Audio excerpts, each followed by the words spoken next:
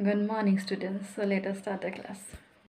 Okay, students, so today we will do the chapter networking, that is chapter number 1, of which we have completed half of the chapter, almost 90% we have completed, so a little bit is left, that is protocols, isn't it? So protocol also, half of the protocols we have done and some are left, so let us start today.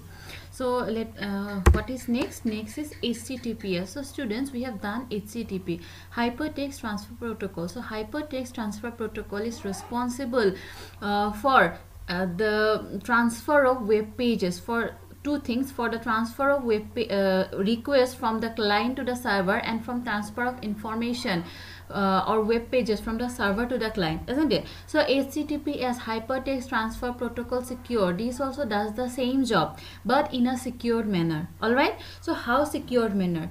So it includes data encryption. So students, do you know what is data encryption? If no, then look here.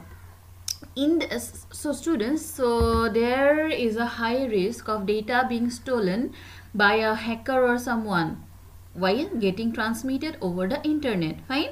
So what happened in this process? The text is encrypted or translated to a code.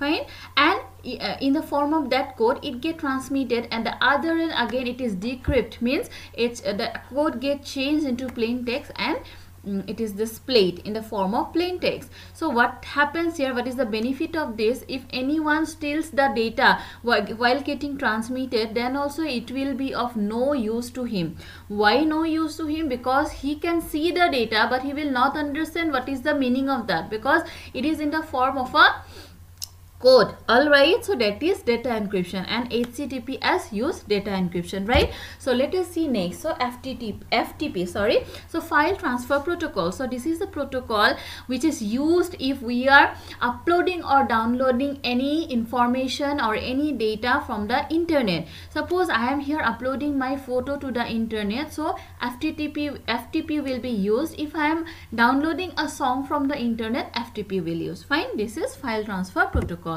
So next is SMTP. So SMTP, Simple Mail Transfer Protocol. So name only suggests us that this protocol is used for mail service, okay, and it is responsible for transferring the mail to the right person, to the right inbox. All right.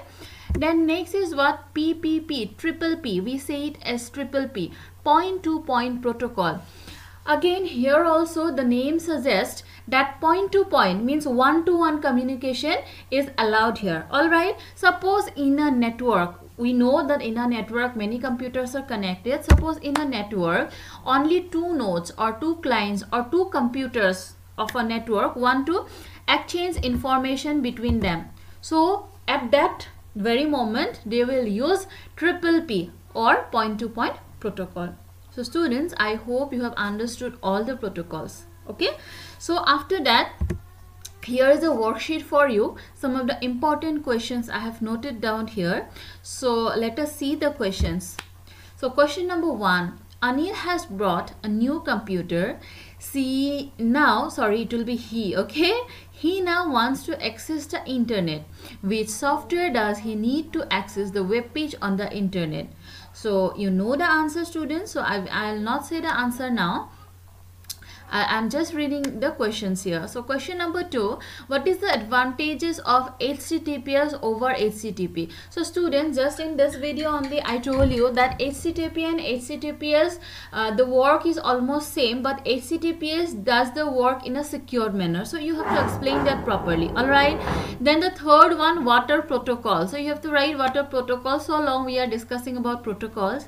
Then question number 4, how TCP/IP works. So I told you that TCP and IP, there are two protocols. So TCP looks over part of thing, and IP. So you have to write about that. Then what is URL? You have to write. Then question number 6, I have given here an URL, that is http www.smu.edu.in. So out of this you have to write which is the, you have to mark or you have to write which is the domain part. All right. And last one, you have to write how a modem works. So you have to write, I have explained properly with the help of a diagram how a modem works. So you do that. Fine. Okay, students, I hope that you have understood everything I taught during this all the sessions for chapter 1. If you have any doubts, please let me know in the comment box.